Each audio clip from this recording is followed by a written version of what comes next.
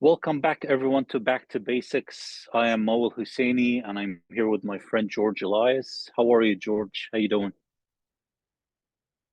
Doing great, Mo.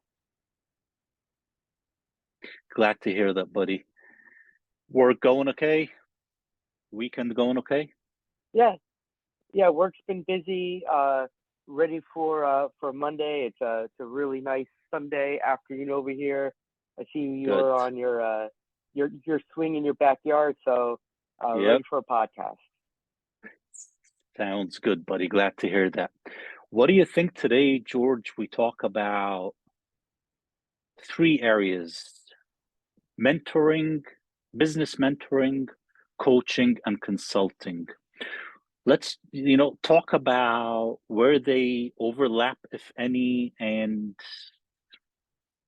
define them, maybe with the objective of pointing out how they can be used. What use a business owner or a business can get out of each one of them. So I think that's a great idea. But Mo, let's just kick this off a little bit. Maybe we just like talking about what they are, right? So Okay. I'll tell you from my perspective, you know, I've known about mentoring for a very, very long time, right? Even before, starting school or starting business in school and stuff, I was always told, it's important to have good mentors and seek mentors. And I think I know what consultants are, but this whole idea of business coaches is relatively new for me. Could you just, and I know you do coaching, could Yes. you maybe help us out with what is coaching, when would somebody need one, why, what would they expect to get out of a coach, just so we can maybe start the Sure. conversation there. Sure. And what to get out of it? I mean, it's a good question. What to get out of it could take a day to answer, right? But let's use a specific example, try to define it in general terms. When I work with my clients, George, in coaching, I think of it in a way that we're working on changing their mindset or thinking process. And I'll give you an example why I say that. All of us in general, studies show that we go through between somewhere 60 and 75,000 thoughts through our mind every day, right? A lot, a lot. And our mind can process somewhere between 2 and 4 thoughts at once, depending on your state of mind. Now, I tend to believe, and this is my own personal opinion, I did not read this in any study or anything, but I tend to believe that people, that number between 2 and 4 thoughts can maybe go down to zero if someone tries to make a decision when they're too happy or too angry, right? I tend to believe that the more you are in control of your emotion, that you will make a more logical, sound decision. So I also believe that emotions can lead to a thought, or a thought could lead to an emotion. But either way, that thought or that emotion leads to a behavior, right? An action. And what people will see, and by people, I mean your client, your customer, what they will see is that behavior. So what they may not see what you're thinking or what emotion, you may not show your emotion, but they will definitely see how you behave. So that's why I try to take my clients through a process to make them, to show them what are those blind spots in their personality or in their day-to-day business that can lead to a thought based upon a misconception, misjudgment, misinterpretation of a situation, right? Walk them through that process so that they can better assess what goes through their mind. And as a result, they can behave in a more controlled manner. Our, I'm going to give it back to you in a minute, but I'm just trying to wrap up like all the main points that I have in my mind to answer your question. I think how we act, right? Based upon our experiences, based upon our personality, our genetics, our environment. There's a lot that goes into what triggers our behavior. So I try to look at that overall picture to help my client better understand themselves as a coach so that whatever it is that we work on can be applied in any line of business that they're in. So I know it's a long answer. What do you think?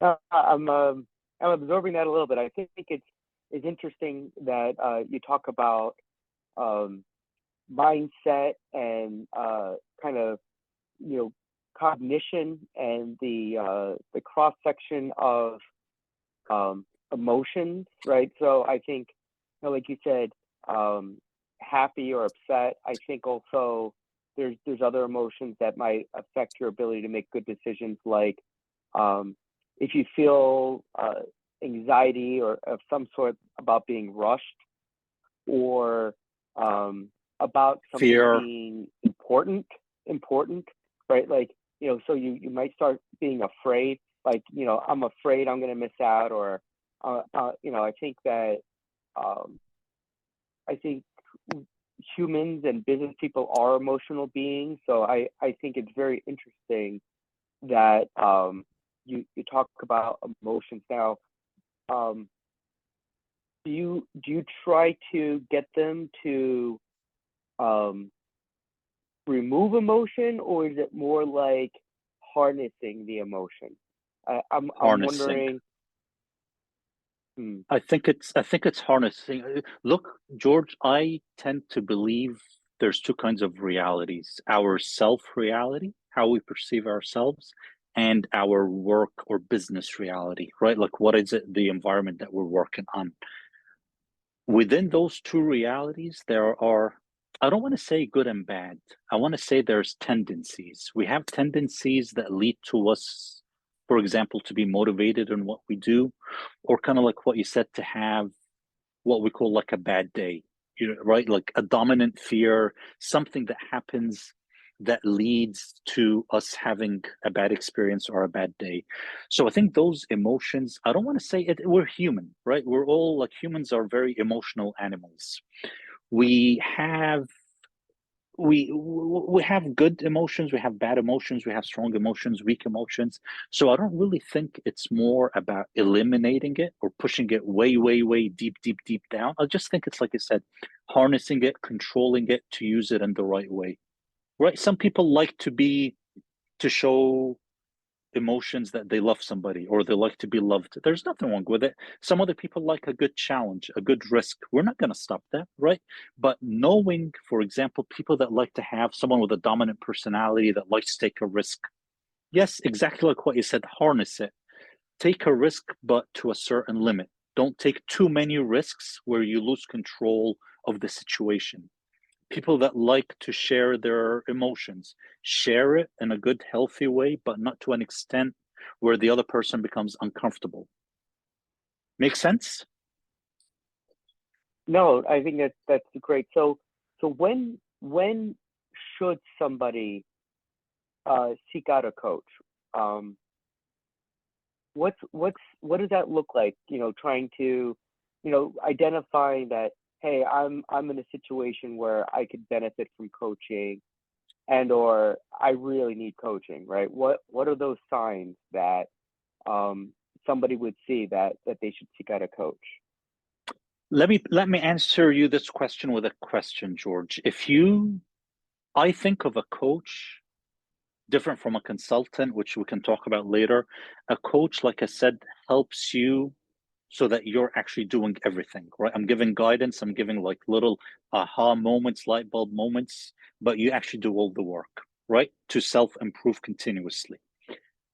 If we use, if we compare this to a coach at a gym, where you go to the gym and you tell the coach, Coach, I want to feel better, feel good about myself, I want to be healthy, right? And the coach tells you things to do and you do them. Is there any point in your life where you think you don't need to go to the gym, or that you don't think you could use a coach at a gym to train you, a trainer? Um, I think it depends. Mm-hmm. So I'll compare it. Let's say, whereas just general fitness at the gym, Yes. or even like a runner, right? I'll say Yes. a Yes. runner. Mm-hmm. So I'll say it depends on the level that you'd want to achieve. If Yes. you're a runner and you run on a consistent basis, and you Mm-hmm. may even have some skills where you can even self-coach yourself, Yes. right? Where Mm-hmm. you can recognize that you need, I don't know, I'll just make it up, either Yes. more Mm-hmm. endurance or more speed or different Yes. stride or cadence. Mm-hmm. You can work on your running yourself, but I do recognize that as someone that runs and trains, sometimes you may Mm-hmm. hit a plateau, and you Mm-hmm. might want to seek somebody else that has expertise that might Mm-hmm. see your running form and give you suggestions to make better results. Or if you're at the gym and you're plateauing and you're not liking your routine, you're Exactly. not feeling your routine, it might make Mm-hmm. sense to get a trainer.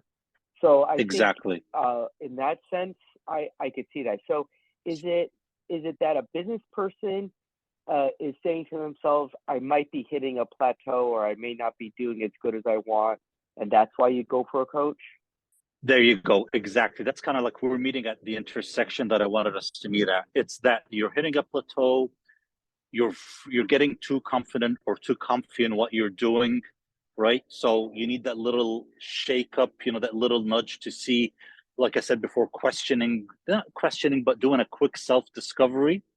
Or like you said, if you're a runner and everything is going great, right? You just do a quick stop in the middle, check in with somebody to make sure there's no blind spots, there's nothing that you're missing, or something that can maybe make you do what you're doing better, right? That would be it. Meaning, it's not something that you would necessarily need for the rest of your life as long as you run, or as long as you run your business, right? Run at a gym or run your business. But every now and then, I don't think it would hurt where you check in with somebody to just make sure you're not missing anything. There's nothing out there that can make you do what you're doing in a more efficient or effective manner, right? Doing more with less resources, with less energy, so that you can redirect your focus and your energy into other things. So to answer your original question, I think you need a coach, or people might consider using a coach at any point in their career, just to do a quick evaluation of what they're doing right now. They might sit with the coach and tell them, you know what, everything is great. I sit with clients where we don't work together. I tell them, you don't need me now, or you don't need me yet, or with your line of business, I don't think I can help you, right? So there's times where you do sit with a client. Maybe they need your help and maybe they don't. You don't create a situation to create a need. They need help or they do not, right? So some people do, some do not, but I don't think it ever hurts to just have a quick consultation. And I'm not saying this, to come to me. With any coach that you have, in be it a life coach, a business coach, a financial coach, whatever coach it may be, it does not hurt to just take a quick pause, to reach out, have a dialogue, a conversation, and leave from it knowing that, okay, you know what, I'm good at this point, or yeah, maybe I should think about doing ABC. Mm-hmm.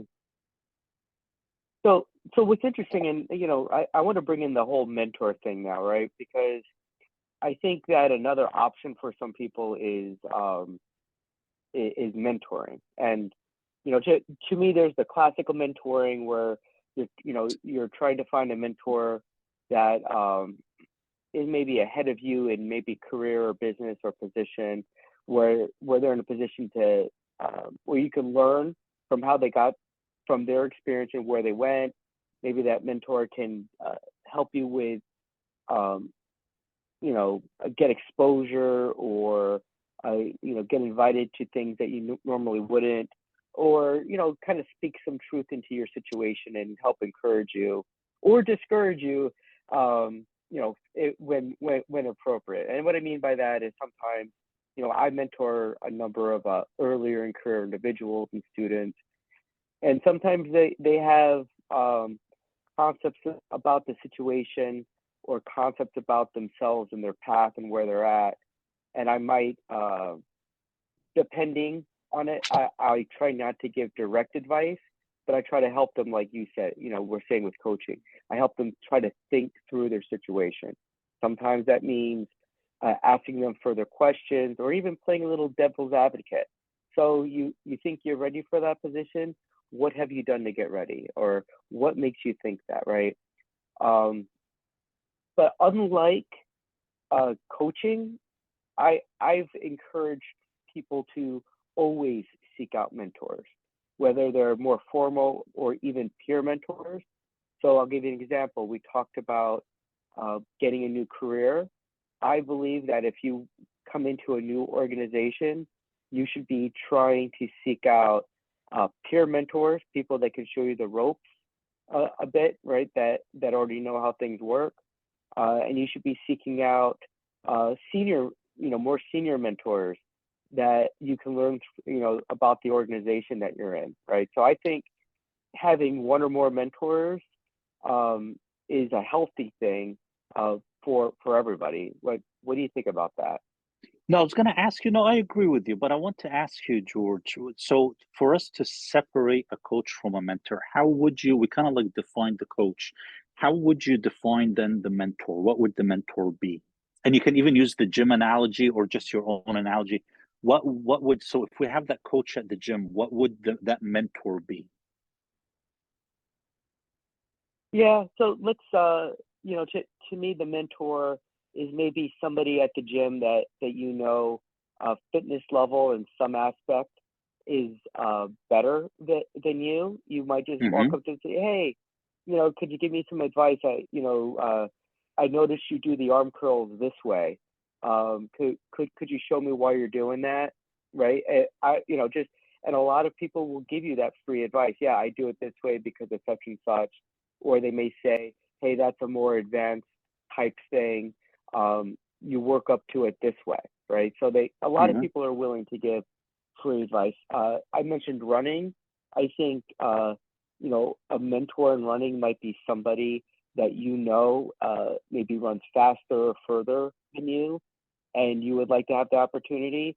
You may even say, hey, you mind training me one day? Or you might ask them, hey, how did you build up to that speed?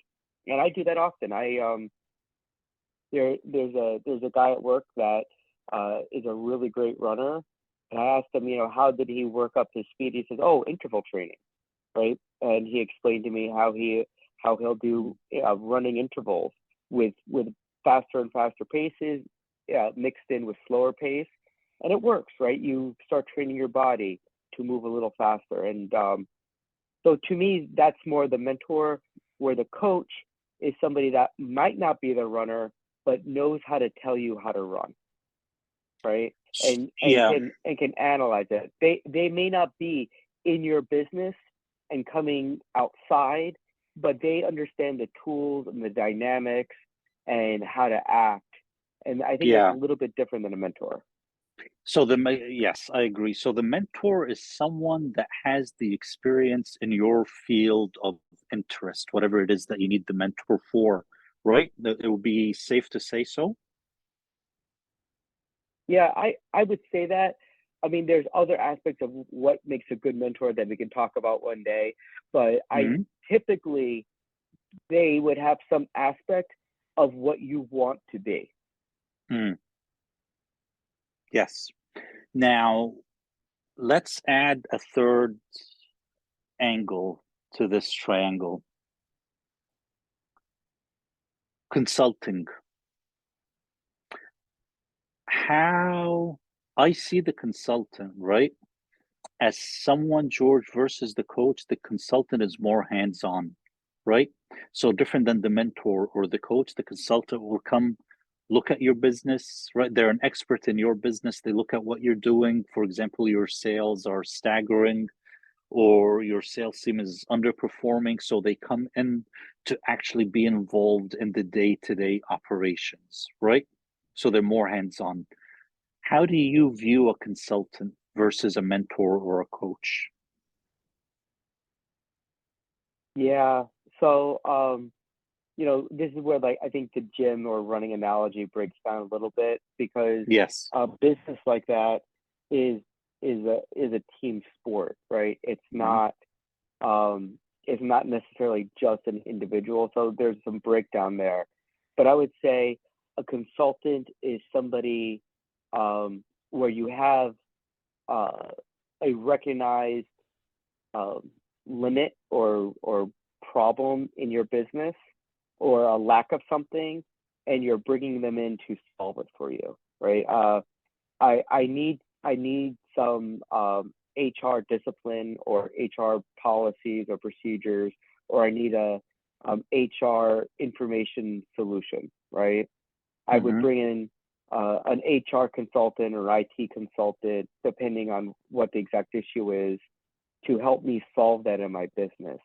And that could look like many ways, right? It could be an accounting issue, it could be business process issue, it could be morale issue, right? There's a lot of, but to me, the consultant comes with the solution and isn't just talking to you about how you solve the problem.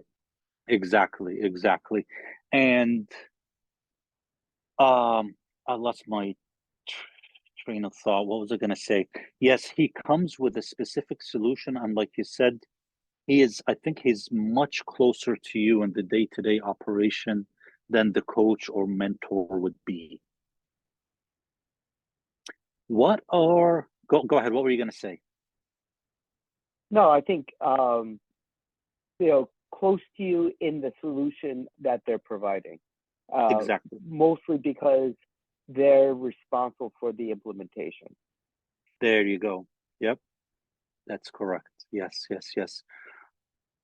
Have you had any good mentoring or consulting experiences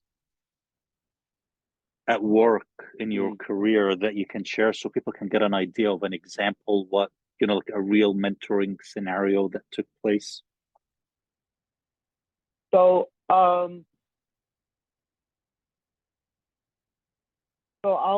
kind of let me talk about consultants first. Okay.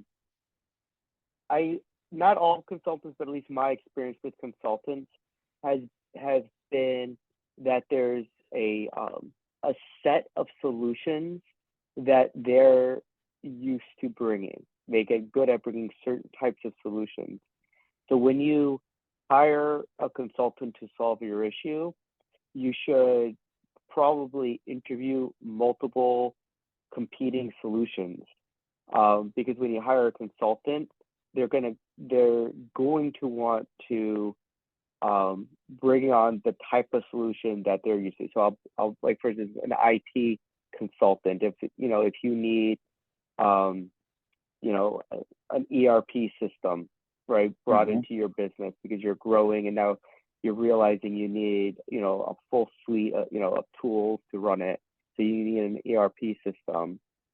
So if you hire a consulting firm to help you with that, most likely they're going to come with their solution that they like to implement. So it goes hand in hand. So you need to talk to them about what they're going to do and what their plans are during an interviewing process. So because the solution will depend on who you pick in a sense, right? Because you have certain expertise. So you really need to vet them very well prior to hiring them. So you don't want kind of like that, you don't want that kind of cookie cutter approach where, we just have one template and we apply it no matter what.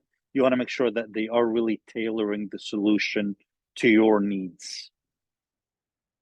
I think that what happens is you're buying a solution when you hire the consultant to a certain extent. So you really need to understand how they work and what their plans are prior to bringing them in. Because once they're in-house, things can happen that maybe you didn't expect. And I've seen a lot of consulting go wrong because the client didn't understand what they were signing up for and there was misunderstandings. So I think, being upfront about your business and what's acceptable and not acceptable, and getting from the consultants their plan so you can vet it before they start is very important. You know what, George? hold on, because you just brought up a really, really interesting point, which I talk about sometimes in my classes, right? So I hire you as a consultant to come help me do something, right? You start with me, and it turns out that what you're doing as my consultant is not solving the problem. Is that your fault as a consultant that you didn't ask the right questions to figure out what I need, or is it my fault that I didn't explain myself well to you from the beginning? Do you see what I mean? So at the end, who now does this apply to that where the customer is always right no matter what, or the fact that I was incompetent to explain myself means that you should have asked more questions? Yeah, so I hate to say it this way because I really like the customer's always right aspect of it, but I would Hmm. say you're both probably culpable. Agreed. So this is the way I see things. Hmm. Generally speaking, the person who has the greater knowledge is probably more responsible. There you go. So, Yep. right now, Yes. here's the issue. The consultant has more knowledge about their solution, but you likely have more knowledge about your business. About the So the fact problem. that you about the problem. So since you didn't both have a good conversation, um, that's that's not good, right? Yeah. And a warning sign to me is if a consultant comes to me and all they want to talk about is their solution and they don't know Hmm. want to know about my problem, that's a warning sign that I'm gonna get a solution that may or may not solve my problem. Yeah, that's why I think the takeaway from what you just said, and I agree with you. And I know we're going to run out of time. We could continue talking about mentoring later, but a key, very, very, very, very important takeaway from this is that you need to always relate to the client, understand their need, ask the questions. Just like you said, the client knows the problem, but it's up to you to dig out those answers and figure out the problem. So you need to ask all the questions that you can so that you really do figure out what the problem is before you advance a tailored solution, right? Figure out what that need is, what the problem is first. And it's on you, Mr. Consultant, to ask as many questions as need be to figure out, to get a full picture of what the problem is before you commit to anything. Yeah. And that's very different than mentoring, right? I do think you Yeah. should interview before you really, if you're going to do a full formal mentor exercise, you really should have almost an interview with that mentor before you jump in and give them that, that piece of you. But I will say you asked about a positive mentoring experience. I have had some. I've had them at work a lot. I've had them in school with professors and teachers. I've had some really excellent Hmm. relationships like that. But I will say the best ones I've had are the ones that have helped me think through issues where I was emotionally blind to something. Like you said, your emotions can stop you Yeah. from thinking Hmm. about things straight. And sometimes emotions like fear or insecurity, or even you know uh, arrogance can Yep. cloud your thinking. And I think the best mentors I've had have really helped me think through where I need to go. Yes. And to add on to that one last piece before we wrap up, or I'll give it back to you, it is sometimes also a good idea to get a mentor that has somewhat of a different personality than you. So just like what you said, you know what, they give you that different perspective that you don't see, or they see things from a different lens. So both of you together, you complement each other. I think that helps too. So so I really like that, and I know we're running out of time, Mo, but how about we pick up on mentoring specifically Yeah. next Yes. time? Let's just think through, how do you find a good compatible mentor, things of Yeah. that nature. And what makes a good mentor? Yeah, I think I would love to hear more about your end because you've had a lot of experience in that area, a lot of interactions in it. So I think it'll benefit the listener to hear more about it. So yeah, let's definitely do that, George. Great conversation as always, man. Thanks for sharing your experiences and your perspective on this. Same here, Mo. I really respect your opinion and what you're doing with coaching. I think it's a really good thing. So, thank you. No, awesome. So, listen, thank you all for listening to this episode of Back to Basics on the Business Edge, brought to you by Feliciano School of Business at Montclair State University. We hope you enjoyed this podcast and welcome any feedback you have for us, including suggestions for future topics. Thank you, George. Thank you to all the listeners, and see you next time on the Back to Basics podcast. Take care, George. Thank you, sir. Take care. Bye. Bye-bye.